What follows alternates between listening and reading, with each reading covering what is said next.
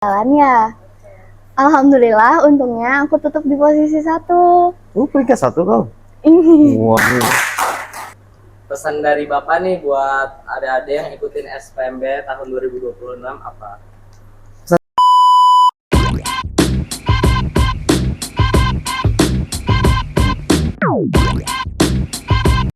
Halo Sobat Spenda. Balik lagi di Spenda Record. Gimana kabarnya hari ini? Semoga selalu sehat dan happy ya. Di episode kali ini kita bakal ngobrol seru soal perjalanan menuju sekolah impian lewat SPMB. Mulai dari persiapan, perjuangan, drama deg-degan nunggu pengumuman, sampai akhirnya bisa lolos. Nah, hari ini kami kedatangan narasumber hebat. Di sini udah ada Bapak Kepala Sekolah SMP Negeri 2 Banjarmasin, yaitu Bapak Amin Syah MPD, dan juga Kak Farah Latifah Andini. Makasih banyak Pak dan Kak Farah udah mau mampir dan ngobrol bareng kita. Yuk kita langsung aja mulai. Menurut Bapak, sebenarnya SPMB itu sepenting apa sih buat teman-teman yang mau lanjut ke sekolah impian mereka? SPMB itu kan kepanjangan dari sistem penerimaan murid baru. Betul Bapak. Jadi Banjarmasin, kota terindah kita ini, sudah melakukan jauh-jauh hari pelaksanaan SPMB. Sebelumnya namanya PPDB, penerimaan peserta didik baru ya. Kemudian tahun ini diubah sebutannya menjadi sistem penerimaan murid baru.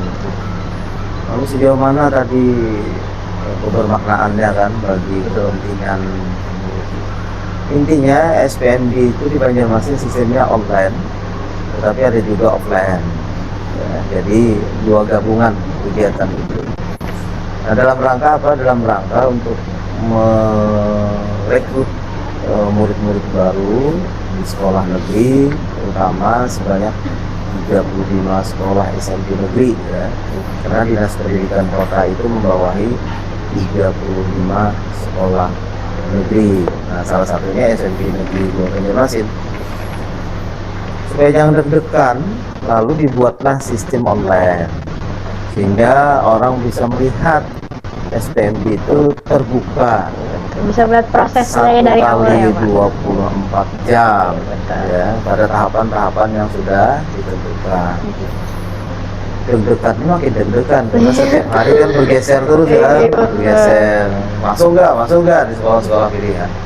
Nah, pemerintah luar biasa support SPMB tahun ini. Setiap sekolah diberi kesempatan memiliki 3 pilihan. Jadi siswa yang mendaftar itu memiliki 3 pilihan. Pilihan pertama di sekolah apa, pilihan kedua di sekolah apa, pilihan ketiga di sekolah apa. Sehingga mereka kalau gugur di sekolah yang pertama bisa masuk sekolah kedua, sekolah ketiga. Kan SPMB ini udah mulai berjalan nih. Menurut Bapak gimana semangat teman-teman yang daftar SPMB tahun ini? Alhamdulillah SMP 2 kan membuka posko pelayanan.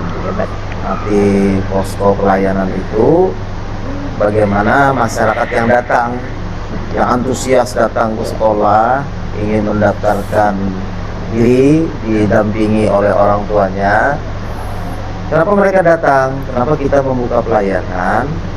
Supaya mereka masuk ke sistem itu tidak deg-degan terlalu kan. Kemudian bisa bersifat enjoy dengan Bapak Ibu guru yang melayaninya happy. Nah, sehingga mereka masuk seperti dalam sebuah keluarga di SMP Negeri 2 Banjarmasin. Iya.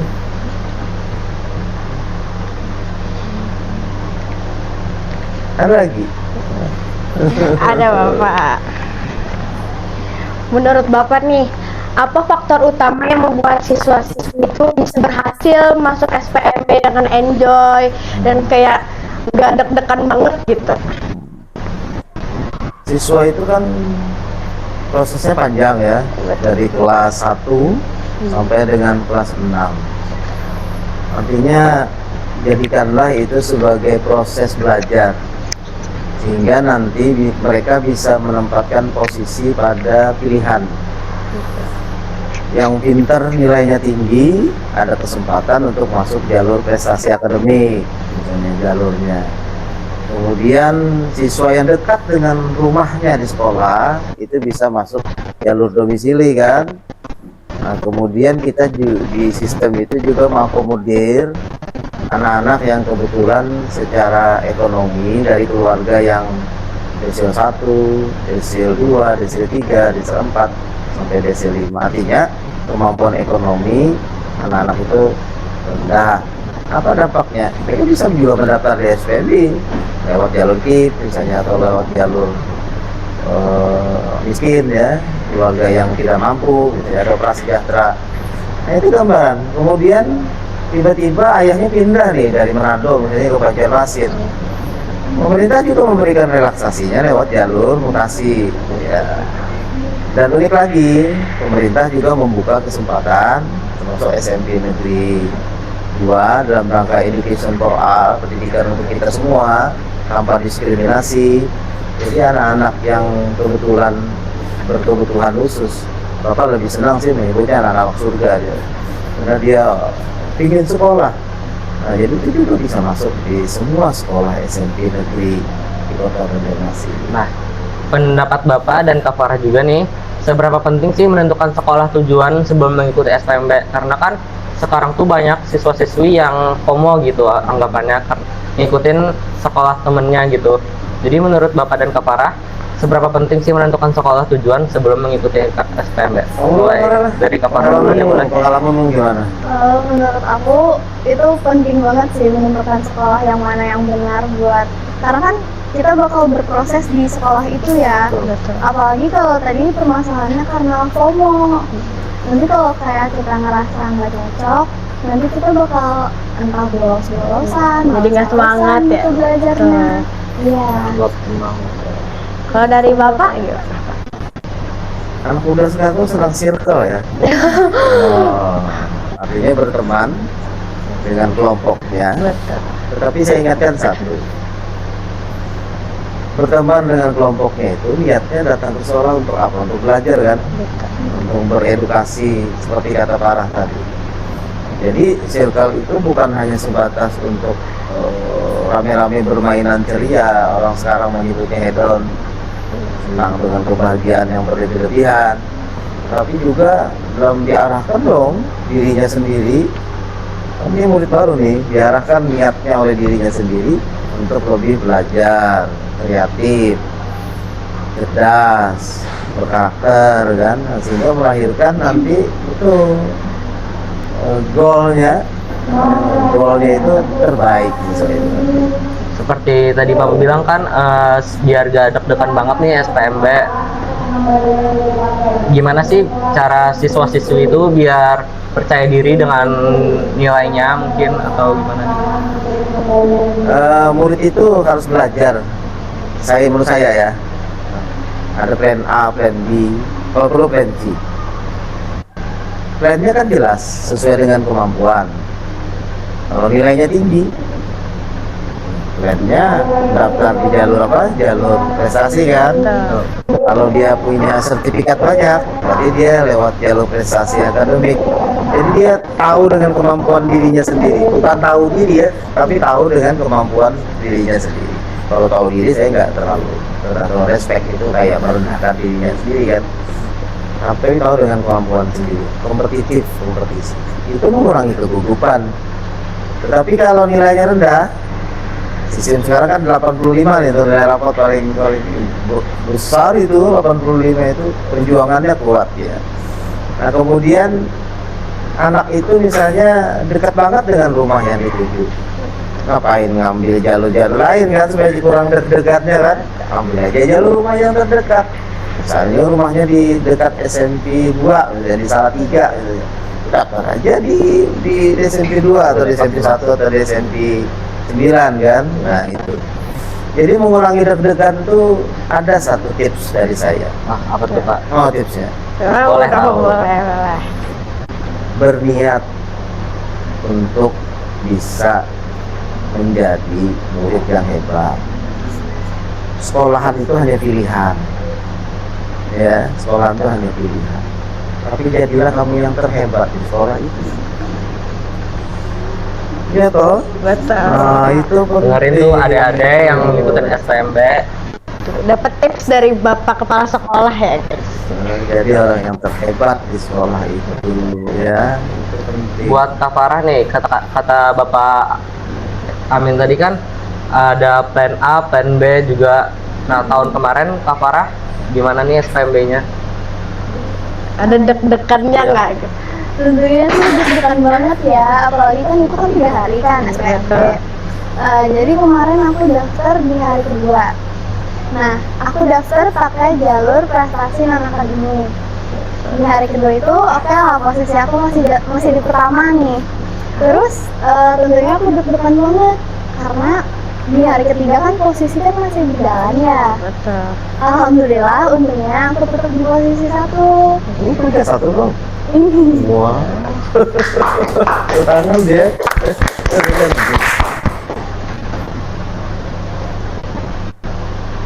Ini menurut Kak Farah, kan SPMB udah mulai berjalan juga nih. Jadi siswa-siswi itu kapan sih harus mulai nyiapin diri buat SPMB? Oke. Kalau aku dulu itu aku udah mulai prepare buat SPMB itu dari awal masuk kelas 3. Jauh banget ya, berarti udah Iya. matang banget nih persiapannya buat SMP Iya, ya. alhamdulillah. Jadi kan orang tua aku itu udah nanya-nanya nih ke orang tua yang anaknya itu udah pada lulus gitu. Nanyain jalur non akademik itu persyaratannya tuh apa aja. Karena kan dari tahun ke tahun kan aturannya berubah ya, beda-beda gitu. Nah, karena sadar nih zona nggak masuk ke SMP 2, jadi aku berupaya supaya bisa masuk SMP 2 jalur prestasi non akademik. Jadi akhirnya aku kerahkan buat kemampuan baik dari akademik maupun non akademik, dan ternyata aku masuk di non akademik. Banyak banget ya persiapannya Kak Farah nih. Dari semua persiapan itu dan deg-degannya udah terlewati tuh. Gimana sih perasaan kakak pas pertama kali lihat pengumuman SPMB kalau lulus gitu di SMP Negeri 2 Banjarmasin? Wah, tentunya seneng banget ya, karena kan SMP 2 ini kan sekolah favorit semua orang nih, Betul. dan aku bisa masuk dengan peringkat pertama. Wah, tentunya kayak wah bangga banget, akhirnya bisa lolos di SMP 2. Dengan persiapan Kak Farah yang udah matang banget nih, siapa sih yang support kakak sampai bisa jadi yang sekarang? Oke, tentunya support paling besar itu adalah orang tua ya, karena itu support dari dalam maupun dari luar. Terus juga tentunya support dari sekolah, dari guru-guru, karena kalau tanpa mereka support, tanpa mereka izinin, aku nggak bisa jadi kayak gini gitu. Tentunya support dari teman-teman juga.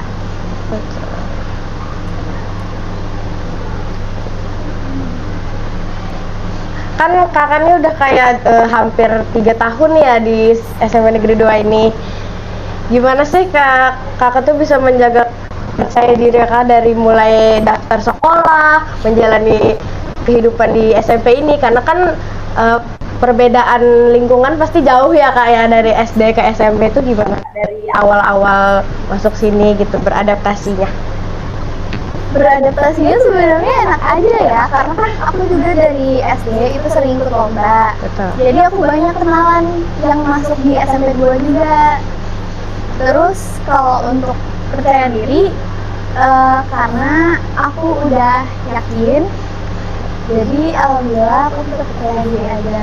Karena persiapan udah banyak ya kak ya, jadi percaya diri itu udah di level atas lah ya istilahnya. Kayak untuk bapak nih, menurut bapak apa faktor utama yang membuat siswa-siswi itu bisa antusias gitu ikut MPLS gitu-gitu? Gimana kegiatan-kegiatannya menurut bapak yang bisa membuat siswa-siswi itu semangat gitu pak untuk berada di sekolah? Bapak teringat waktu bapak masih sekolah dulu ya. Sekolah Nostalgia ya pak. nostalgia seperti kalian. Kebetulan bapak itu nilai, kalau sekarang menyebutnya 3A, kalau di zaman bapak itu nilai etanas murni ya. Tapi mau tahu nggak ranking Bapak waktu SMP berapa? Berapa tuh, Pak? 21. 21 ya. Tapi semangatnya untuk bisa lolos di sekolah-sekolah itu dengan nyaman kan harus ada nilai yang murni ya. Alhamdulillah waktu itu Bapak di SMP udah tuh mau masuk ke SMA ya. Ketemu nilainya di peringkat 3 loh Bapak Nemnya, se SMI Negeri 4 Banjarmasin 1. Sehingga senang banget kan dengan persiapan matangnya. Guru-guru saat itu, kawan-kawan juga pada bingung. Oh, di rapot peringkat 21, tetapi di nilai FK murni, nilai FK murni namanya dulu, bisa peringkat 3 ya. Bapak sendiri juga bingung. Tapi itu membuat kita senang. Jadi kita harus siap menyiapkan itu karena kondisi sebelum kita masuk ke sekolah dan kita harus siap. Nah, siap itu salah satunya apa? Belajar dong. Belajar itu harus nomor 1 ya. Nah, Bapak lulus 3 sekolah loh. Saat itu belum sistem rayon kayak gini. SMA 1 lulus, SMA 2 lulus, SMA 4 lulus. Jadi Bapak mengambil sekolah yang paling dekat dengan SMA Negeri 4 Banjarmasin. Ngomong tentang SPMB nih Pak, gimana sih cara siswa itu menanggapi rasa takutnya dengan SPMB? Karena kan ada yang takut gak lolos, ada yang takut bergeser. Nah, gimana sih cara siswa itu menghilangin rasa takutnya gitu? Kadang-kadang orang berpikirnya saat itu ya, kalau Bapak lebih nyaman menyebutnya siapkan cukup, itu mengurangi dulu, mengurangi rasa takut. Tapi kalau kita asal-asalan gitu, mau masuk baru masuk kan, baru siap, jangan dong. Itu sama juga dengan tidak punya perencanaan yang matang. Nah, saya sependapat dengan Bapak Kepala. Kenapa? Itu perlu prakondisi itu disiapkan. Jadi mental grogi, mental gugup itu biasa. Tapi yang dihindari itu mental takut. Ya, kenapa saya menyebutnya sekolah itu bukan tempat yang menakut? Ya, perlu kita siap. Apa arti siap? Siap untuk diterima. Kalau udah siap diterima, kita persiapannya matang. Ada les, ada belajar mandiri di rumah, mengurangi permainan yang tidak menentu, yang merugikan diri sendiri. Jadi faktor grogi itu sebenarnya disiapkan lebih awal supaya kita jangan. Salah satunya apa? Ya, belajar dong. Fungsi pelajar itu kan belajar kuat ya. Tuh. Berarti menurut Bapak nih menyiapkan diri sebelum ikut SPMB itu sangat penting. Sangat banget, itu penting. Siap lulus dan siap tidak lulus. Tapi kalau kita berusaha, kira-kira siapnya siap apa? Siap lulus. Apalagi kan persiapannya banyak ya, kayak dirinya. Betul. Jadi ingatkan tuh anak-anak tuh, siapkan lebih awal kalau yang mau masuk SMA ya, belajarnya lebih giat, lebih giat. Bapak nih sebagai kepala sekolah, pasti selalu menyaksikan kan bagaimana kegiatan SPMB berjalan, dan siapa saja yang lolos, siapa saja yang gugur. Menurut Bapak nih seberapa penting sih peran guru dalam kegiatan SPMB ini, entah itu guru SD atau guru SMP? Betul. Bapak pernah berdialog dengan Kepala Dinas Pendidikan Kota Banjarmasin Varian Utama. Kembali seperti yang Bapak katakan tadi, persiapan untuk menembus ke jenjang berikutnya itu penting banget, ya, penting banget.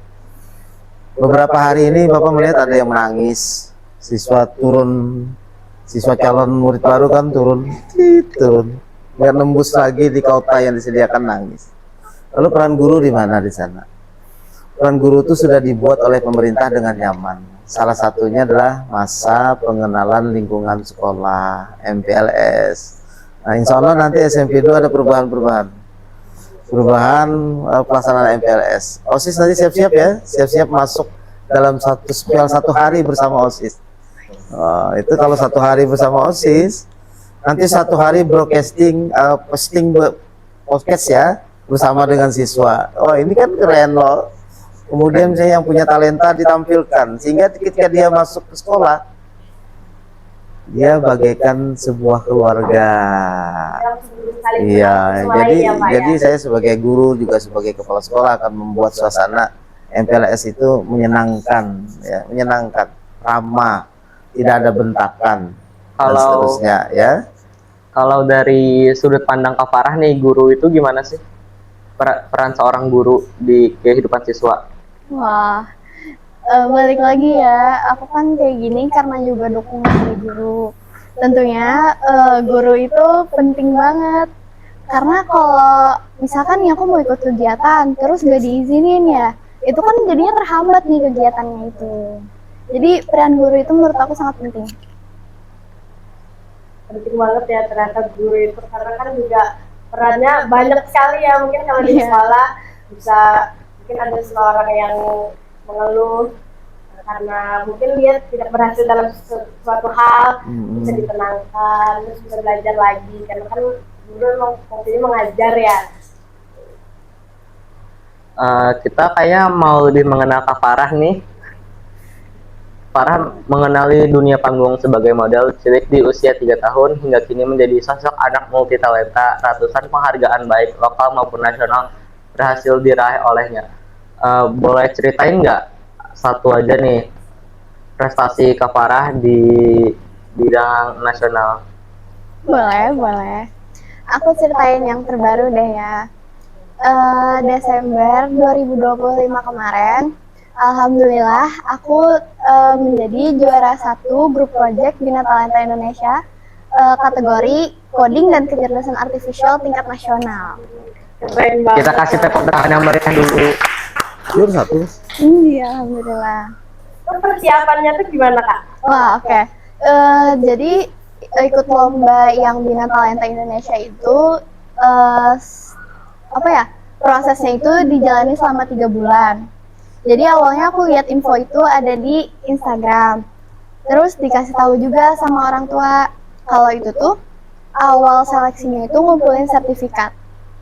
Aku nyoba nih, karena kan cuman kayak ngumpulin sertifikat ya. Aku nyoba, terus alhamdulillah lolos. Waktu lolos tuh aku nggak tahu kalau ternyata ada lagi sambungannya. Sambungannya itu BIMTEK. Nah, jadi BIMTEK-nya itu dijalani selama 3 bulan. Kemarin aku milih yang kategori coding dan kecerdasan artifisial. Udah nih BIMTEK. Terus ternyata ada lagi tahap 2-nya. Tahap 2-nya itu dilaksanakan secara offline. Di mana tuh? Alhamdulillah kemarin ulun offline-nya di Bandung, Pak, di di Bandung. Politeknik Oh, Manufaktur keren ya, Bandung. keren ya. Di Bandung ya. Terus yang dipilih buat lolos ke tahap 2 itu adalah peserta yang paling aktif di kelas BIMTEK-nya itu. Alhamdulillah aku terpilih. Berangkatlah nih ke Bandung. Itu ikut kegiatan selama 1 minggu. Sampai ada disuruh bikin project. Kemarin aku bikinnya smart door lock. Jadi itu kayak pembuka pintu otomatis gitu lah, pembuka kunci otomatis. Dipresentasiin, ada jurinya. Wah, tentu itu gugup banget ya, Pak, tentunya. Iya. Wajar.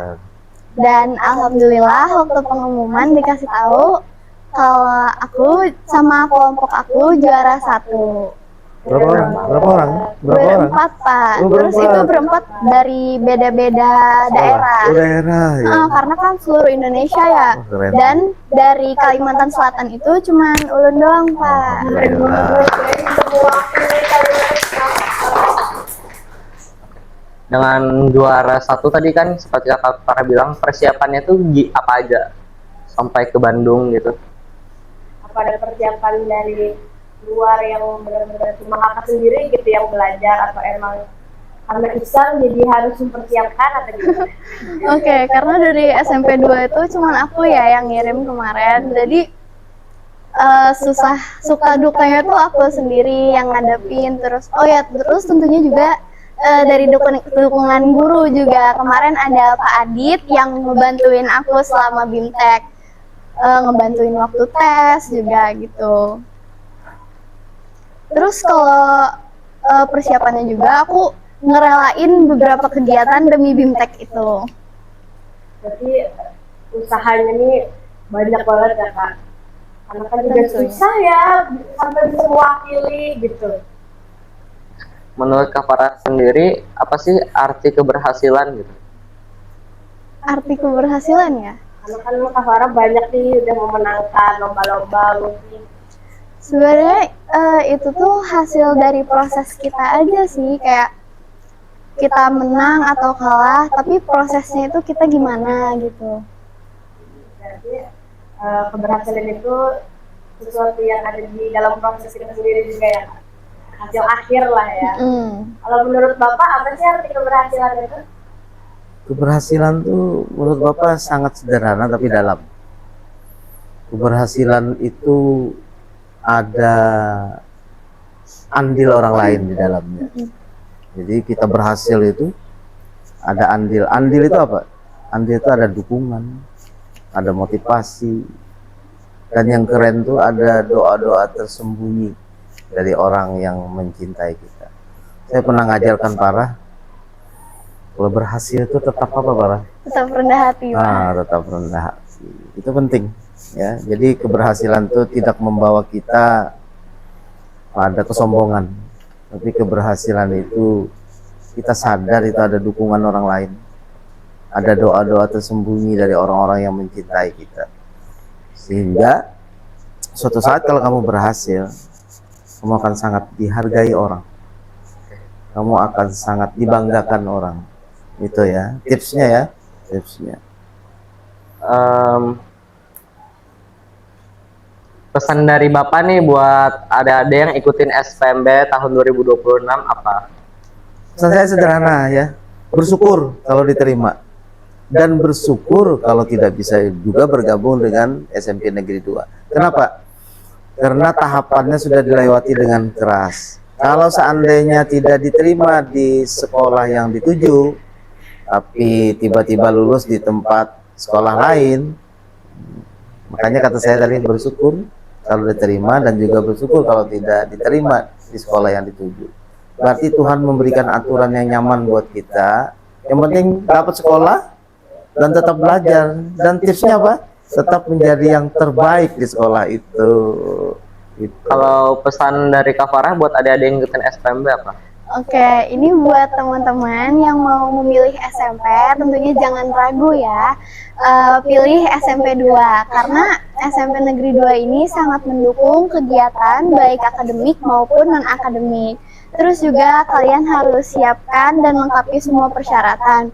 Dan tentunya yang utama ya adalah berdoa agar Allah mudahkan jalan kita.